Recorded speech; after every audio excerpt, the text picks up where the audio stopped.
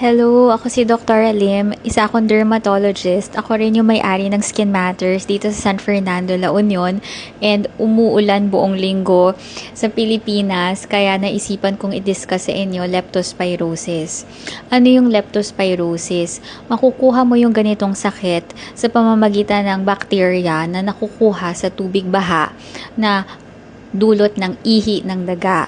Yung iba pang carriers ng leptospirosis is baboy, baka, at aso. Importante na kapag mayroong baha na sa inyong lugar, huwag lulusong sa baha.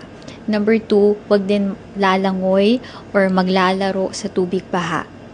Maaari din siyang pumasok sa mata, sa mga sugat sa may binti or sa paa.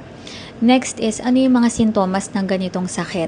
Una sa lahat, nagkakaroon ng lagnat or fever, sumasakit yung ulo, nagkakaroon ng pamumula ng mata, naninilaw yung balat or jaundice, naninilaw din yung puti ng mata, nagkakaroon ng diarrhea or pagtatae, nagsusuka, sumasakit yung tiyan, nagkakaroon din ng rashes or mga pamamantal ng balat.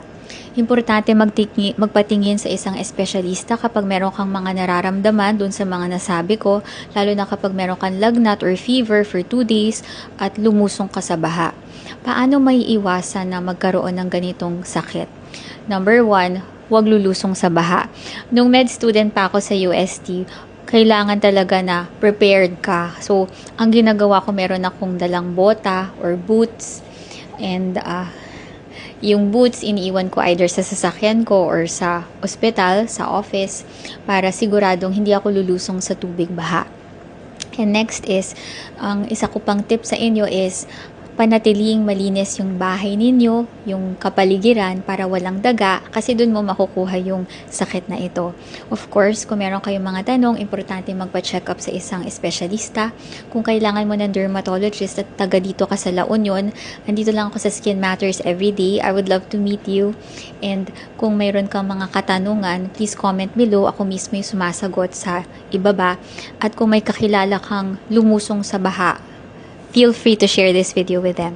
Thank you for watching. I hope to see you in the next, and keep safe. Bye!